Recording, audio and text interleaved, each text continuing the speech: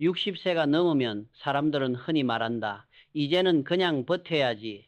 새로운 인생은 어려워. 그러나 나는 단호히 말하고 싶다. 진짜 늦는 순간은 나이가 아니라 도전을 멈추는 순간이다. 나이는 우리의 몸을 조금 느리게 만들 수는 있지만 마음까지 넓게 만들 권리는 없다. 나는 살아오며 수많은 사람들을 보았다. 30대의 열정으로 회사를 세웠지만 두려움 하나에 멈춰버린 사람. 70세의 몸으로도 매일 새로운 공부를 이어가며 청년보다 더 젊게 사는 사람. 그 차이를 만든 것은 체력이 아니라 마음의 불씨였다. 젊음이 주는 것은 에너지지만 나이가 주는 것은 깊이다. 불꽃은 잠깐 타오르고 꺼지지만 불씨는 오랫동안 따뜻하게 타오른다. 그 불씨 속에는 수많은 실패의 재, 후회의 그을음, 그리고 다시 일어서려는 의지가 녹아있다. 진짜 젊음은 나이에 있지 않다. 포기하지 않는 태도, 그것이 젊음의 정의다. 많은 사람들이 말한다.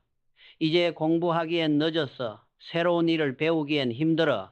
그러나 세상은 이미 그런 생각을 비웃듯 수많은 늦은 개화의 이야기를 보여준다.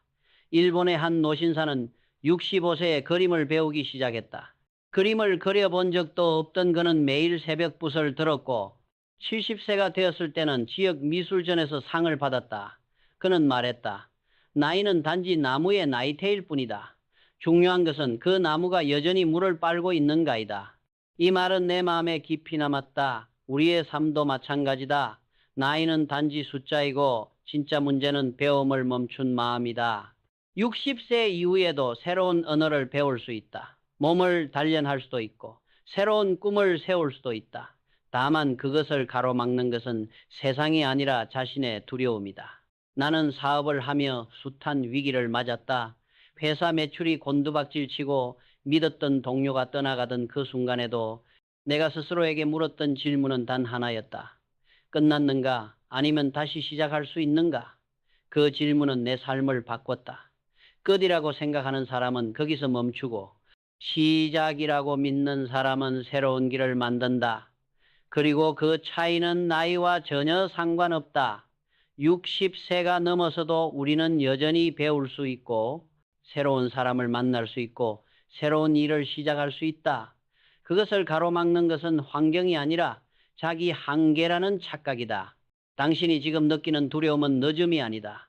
그건 단지 변화의 문턱에서 느끼는 흔들림이다. 한 발만 내디디면 그 문턱 너머에는 또 다른 세상이 기다리고 있다.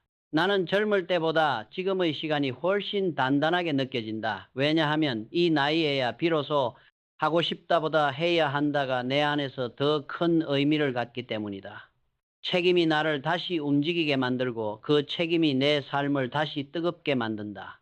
늦었다는 말은 가장 달콤한 자기 기만이다. 늦었다는 생각을 버리는 순간 인생은 다시 움직이기 시작한다. 60 이후의 삶은 마침표가 아니라 쉼표다. 아직 이야기는 끝나지 않았다. 당신이 펜을 들면 인생의 다음 장은 언제든 다시 써내려갈 수 있다. 그러니 오늘 당신에게 묻고 싶다. 당신은 무엇을 두려워하고 있는가? 진짜 늦은 건 나이가 아니라 도전을 멈춘 그 마음이라는 걸 잊지 마라. 당신의 내일은 여전히 쓰일 수 있다. 다만 펜을 놓지 말 것. 인생의 전반전에는 인맥의 숫자가 중요해 보였다. 명함은 늘어났고 모임은 붐볐다. 그러나 후반전에 들어서면 비로소 안다. 삶을 지탱하는 건 숫자가 아니라 무게라는 것을. 밥상 위에 반찬이 많아도 정작 먹을 것이 없을 수 있듯 사람도 겉만 화려한 인연은 허기를 채우지 못한다. 반대로 소박해도 진심으로 준비된 몇 가지 반찬이 깊은 만족을 주듯 마음을 덮어주는 단 한 사람의 말이 우리의 영혼을 따뜻하게 한다. 기업을 운영하며 내가 배운 가장 큰 교훈도 이것이었다. 신뢰 없는 관계는 자산이 아니라 부채다. 오래 알고 지냈다는 이유로 예의상 유지해야 한다는 이유로 계속 마음의 에너지를 빼앗기는 관계는 결국 삶을 갉아먹는다. 나이 들수록 우리는 선택해야 한다. 시끄럽고 무거운 관계를 내려놓고 조용하지만 단단한 신뢰를 키울 것인가? 한때 나와 오래 걸어온 친구가 있었다. 우리는 많은 것을 함께 겪었지만 어느 순간부터 기쁨과 슬픔을 나누는 대신 서로의 불안을 떠넘기기 시작했다. 그의 말은 늘 내 마음을 무겁게 했고 내가 건넨 진심은 당연한 것으로 취급되었다. 그 관계를 놓기로 했을 때 공허함이 밀려왔다. 그러나 나는 그 빈자리를 억지로 메우지 않았다. 주말 아침 작은 봉사활동에 나갔다. 거기서 만난 사람들은 나를 평가하지 않았다. 함께 국을 나르고 함께 바닥을 닦고 함께 숨을 고르며 하루를 마쳤다. 그 단순한 시간 속에서 나는 다시 웃음을 배웠고 신뢰라는 단어의 의미를 다시 회복했다. 인생의 후반전에서 관계를 재정비하는 일은 사치가 아니라 생존이다. 우리는 이미 충분히 많은 것을 감당해왔다. 남은 시간을 무의미한 소음에게 내어줄 여유는 없다. 관계를 정리한다는 건 사람을 버린다는 뜻이 아니다. 나와 타인의 경계를 분명히 세우고 내 삶을 지키는 질서를 회복한다는 의미다. 나는 스스로에게 세 가지 질문을 던졌다. 첫째, 이 관계는 나를 더 나은 사람으로 만든다 있는가? 둘째, 어려움을 겪을 때 이 사람의 말은 내 등을 떠미는가? 아니면 다리가 되는가? 셋째, 내가 건넨 진심이 최소한 존중받고 있는가? 이 질문 앞에서 솔직해지면 답은 의외로 간단해진다. 필요하다면 잠시 거리를 두고 필요한 말은 조용히 그러나 분명하게 건네라. 나는 지금 내 삶의 리듬을 지키고 싶다라는 한 문장이 때로는 긴 설명보다 강하다. 신뢰는 말이 아니라 태도에서 나온다. 약속 시간에 맞춰 도착하는 발걸음, 작은 부탁에도 성실히 응답하는 습관, 뒤에서 험담하지 않는 절제, 실패를 탓하기보다 함께 해결책을 찾는 자세. 이런 사소한 태도들이 쌓이면 관계의 무게는 자연히 무거워진다. 돈으로 살 수 없는 것이 신뢰라면 신뢰로 지킬 수 있는 것이 우리의 남은 생이다. 나이가 들수록 혼자서는 멀리 못 간다. 옆에 선 한 사람, 내 손을 잡아주는 한 사람이 우리의 항해를 끝까지 이끈다. 그렇기에 이제는 넓게가 아니라 깊게 사랑해야 한다. 10명에게 흩뿌리듯 베푸는 친절보다 한 사람에게 끝까지 품위를 지키는 충성의 시간이 더 값지다. 나는 요즘 관계 장부를 쓴다. 주말마다 한 주를 돌아보며 내 마음이 가벼워진 순간과 무거워진 순간을 각각 적는다. 이름을 적지 않아도 좋다. 다만 그 순간의 감정을 정확히 표현한다. 그리고 다음 주의 시간을 어디에 더 많이 쓸지 결정한다. 가벼움을 선물한 이들에게는 고마움을 더하고 무게만 남긴 자리에는 과감히 휴식을 준다. 이 단순한 습관이 나의 일상과 정신을 구했다. 관계는 관리의 대상이 아니라 돌봄의 대상이다. 돌봄은 선택과 집중을 필요로 하고 선택은 용기를 요구한다. 특히 60 이후에는 그 용기가 삶의 품질을 결정한다. 오늘 당신에게도 같은 질문을 건네고 싶다. 당신 곁의 사람은 당신의 영혼을 가볍게 하는가? 아니면 무겁게 하는가? 대답을 미루지 말라. 그 대답이 곧 앞으로의 길을 비추는 등불이 된다. 우리는 더 이상 숫자로 자랑하지 않아도 된다. 대신 고요한 신뢰 몇 개를 품으면 된다. 폭풍 속에서도 배를 지켜주는 것은 넓은 돛이 아니라 깊은 닻이다. 당신의 닻이 되어줄 사람을 선택하라. 그리고 당신도 누군가의 닻이 되어라. 그것이 인생 후반을 품격 있게 살아가는 유일한 전략이다. 우리는 흔히 도전이라 하면 거대한 목표를 떠올린다. 새로운 회사를 세우거나 언어를 배우거나 산 정상에 오르는 일 같은 것들 말이다. 하지만 나는 60이 넘어서야 진짜 도전의 본질을 알았다. 그것은 세상을 뒤흔드는 일도 대단한 업적도 아니다. 매일 아주 작은 변화를 선택하는 용기, 그것이 진짜 도전이다. 젊을 때의 도전은 빠르고 격렬했다. 실패해도 다시 일어설 체력이 있었고 좌절도 잠시면 끝났다. 그러나 세월이 흐르면 상황이 달라진다. 몸은 무거워지고 마음은 쉽게 주저앉는다. 그때 많은 이들이 스스로에게 이렇게 말한다. 이제 너무 늦었어. 힘이 없어. 하지만 그건 단지 마음이 스스로 내린 판결일 뿐이다. 나이도 체력도 우리를 멈추게 하는 게 아니다. 새로운 시도를 두려워하는 마음이 우리를 멈춘다. 나는 그 사실을 깨닫고 나서 작은 실험을 시작했다. 아침에 5분 더 일찍 일어나기, 늘 가던 카페 대신 낯선 골목의 조용한 찻집에 들어가기, 책을 한 권 끝까지 읽고 모르는 단어 밑줄을 그어보기. 이처럼 사소한 도전들이 하루를 흔들어 깨웠다. 변화는 거창하지 않았다. 그러나 내 마음의 리듬이 달라졌다. 도전은 인생의 엔진을 다시 켜는 불씨였다. 어느 날 나는 공개석상에서 연설을 맡게 되었다. 예전 같았으면 피했을 것이다. 하지만 이번엔 달랐다. 손이 떨리고 목이 메었지만 끝까지 말했다. 그때 느낀 성취감은 내 인생의 어느 성공보다 뜨거웠다. 그 작은 성공이 내 안에 불을 다시 지폈다. 사람은 거창한 성취가 아니라 작은 성취의 반복 속에서 삶의 활력을 되찾는다. 그리고 그 활력은 파도처럼 주변으로 번진다. 나와 비슷한 나이의 한 친구가 있었다. 그는 62세에 베이킹을 배우기 시작했다. 처음엔 손끝이 느려서 반죽이 자꾸 흘러내렸다. 하지만 1년이 지나자 그의 케이크는 동네 사람들의 마음을 사로잡았다. 그는 이렇게 말했다. 내가 만든 건 케이크가 아니라 다시 살아있다는 감각이었어. 이 말이 내 마음을 울렸다. 나이 든 사람의 도전은 세상을 바꾸기 위한 것이 아니라 자기 자신을 다시 깨우기 위한 것이다. 도전이란 결국 나는 아직 살아있다는 선언이다. 이 세상에는 수많은 60대, 70대의 작은 도전자들이 있다. 어떤 이는 손주에게 영어를 배우고, 어떤 이는 스마트폰으로 유튜브를 시작하며, 어떤 이는 늦깎이 대학생이 되어 새로 공부한다. 이들의 공통점은 단 하나, 다시 배움의 자세로 돌아갔다는 것이다. 그 순간부터 인생은 다시 젊어진다. 나는 이렇게 믿는다. 60 이후의 삶이 빛날 수 있는 비결은 크게 꿈꾸되 작게 도전하는 것이다. 작은 도전이 매일의 불씨를 살리고 그 불씨가 미래의 길을 비춘다. 도전의 크기가 아니라 지속의 깊이가 인생을 바꾼다. 오늘 당신은 어떤 작은 도전을 했는가? 아무것도 없다면 지금 이 순간 하나를 정해보라. 낯선 사람에게 먼저 인사하기, 해본 적 없는 취미 시작하기, 혹은 단 한 장의 종이에 오늘의 감사 3가지 적기. 그것만으로도 삶은 놀랍도록 달라진다. 기억하라. 도전이 멀리 있는 것이 아니라 당신의 하루 속에 숨어 있다. 그 하루가 쌓일 때 인생은 다시 뜨겁게 타오른다. 젊은 시절 나는 건강을 무한한 자산이라 믿었다. 밤을 새워 일하고 끼니를 걸으며 스스로를 혹사시켜도 지금은 괜찮다. 나중엔 보상받겠지라며 밀어붙였다. 그러나 60을 넘어서야 비로소 알게 되었다. 건강은 인생의 토대이자 정신의 거울이라는 사실을. 몸이 무너지면 마음이 흔들리고 마음이 불안하면 몸도 병을 앓는다. 육체와 정신은 2개의 바퀴처럼 맞물려 돌아가며 하나가 삐끗하면 나머지 하나도 멈춰버린다. 그래서 나는 아침의 습관을 바꿨다.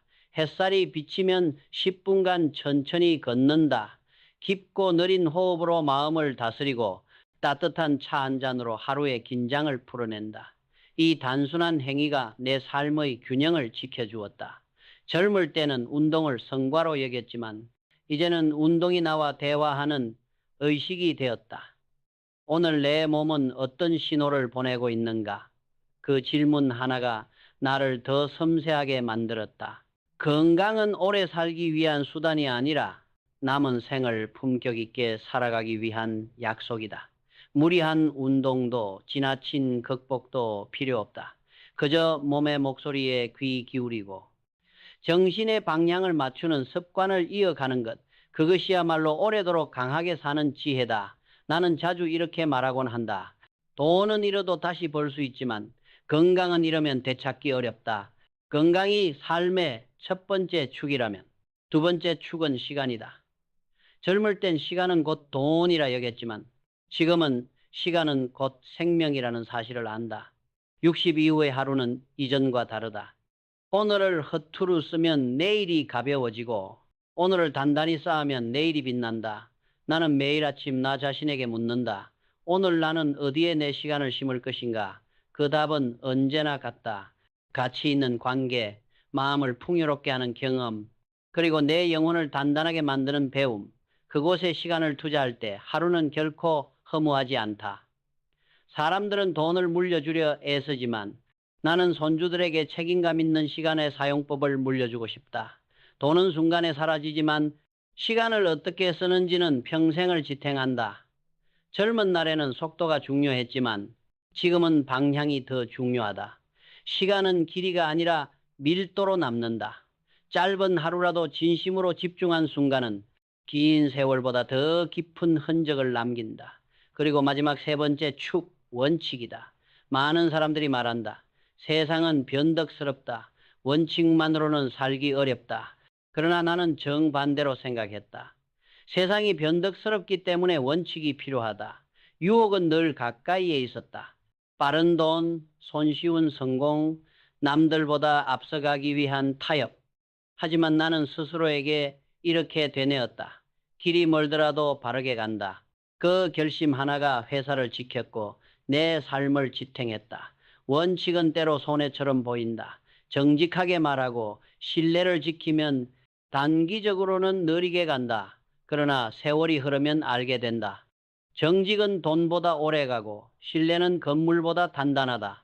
그 원칙들이 쌓여 사람들은 다시 나를 찾았고 그 관계가 나의 마지막 자산이 되었다. 젊을 때는 원칙이 규율이었다. 하지만 지금은 그것이 품격이다. 사람들은 당신의 부보다 당신이 어떤 원칙으로 살아왔는지를 기억한다. 원칙을 잃은 성공은 모래 위의 집과 같다. 반면 원칙을 지킨 삶은 늦게 빛나더라도 결국 꺼지지 않는 등불이 된다. 나는 내 손주에게 이렇게 말한다. 정직하게 살아라. 그것이 너를 지켜줄 가장 값진 재산이다. 그 가르침은 세월이 흘러도 변하지 않는다. 건강은 몸을, 시간은 삶을, 원칙은 영혼을 지킨다. 이 세 가지 축이 균형을 이룰 때 인생의 후반전은 비로소 안정된 항해를 시작한다. 오늘 당신에게 묻고 싶다. 당신은 몸을 얼마나 돌보고 있는가? 시간을 어디에 심고 있는가? 그리고 어떤 원칙으로 하루를 살아가고 있는가? 그 세 가지 답이 바로 당신의 인생의 기둥이 될 것이다. 젊은 날에 나는 늘 속도를 좇았다. 더 빨리, 더 많이, 더 크게.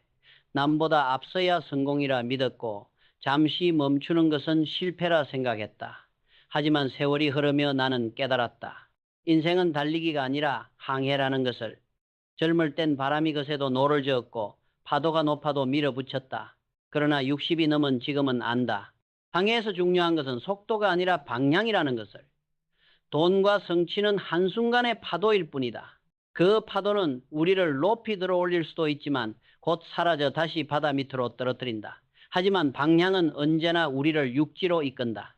젊은 시절 나는 수많은 실패를 겪었다. 사업의 위기, 사람의 배신, 시장의 붕괴. 그러나 나를 다시 일으켜 세운 건 단 하나였다. 나는 왜 이 길을 가고 있는가? 이 단순한 물음이 방향이 되어 나를 다시 바다 위로 떠오르게 했다.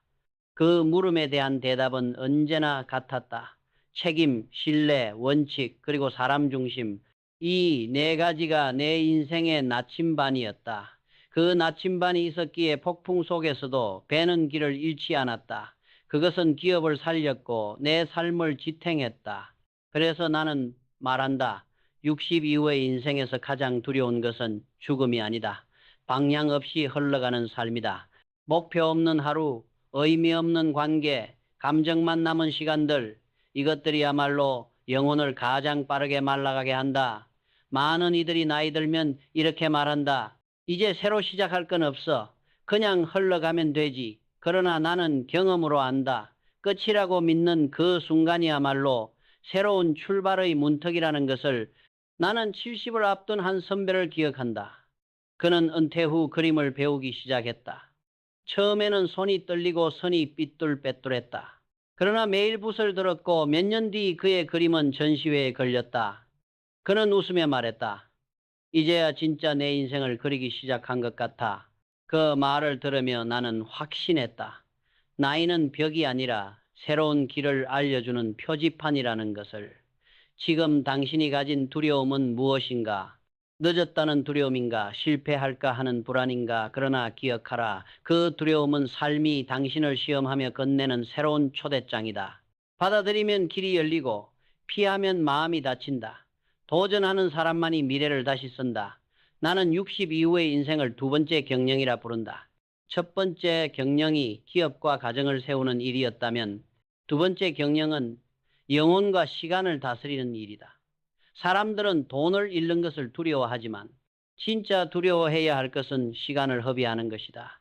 돈은 다시 벌 수 있지만 시간은 결코 되돌릴 수 없기 때문이다. 나는 매일 새벽 스스로에게 묻는다. 오늘 나는 어디에 시간을 투자할 것인가? 그 답은 언제나 명확하다. 내 사람, 내 배움, 그리고 내 영혼. 그 세 가지의 시간을 씹는 날은 결코 헛되지 않았다. 돈은 숫자로 남지만 시간은 흔적으로 남는다. 그 흔적이 바로 우리의 인생을 증명한다. 이제는 남에게 휘둘리는 시간이 아니라 스스로 선택한 시간을 살아야 한다. 무의미한 만남을 줄이고 마음을 울리는 순간에 집중하라. 그 작은 선택들이 모여 인생의 항로를 바꾼다. 나는 자주 손주에게 이렇게 말한다. 재산을 물려주기보다 책임감을 물려주어라. 돈은 사라지지만 책임은 평생을 지탱한다. 그 책임을 다하는 삶은 결코 가볍지 않다. 그러나 그 무게가 인생의 품격을 만든다. 진짜 자유는 책임을 다한 뒤에 찾아온다. 그래서 나는 지금도 묻는다. 나는 오늘 어떤 책임을 지고 있는가? 그 책임이 내일의 나를 어디로 이끌 것인가? 책임은 짐이 아니라 인생을 곱게 세우는 기둥이다. 마지막으로 나는 나 자신에게 이렇게 말한다.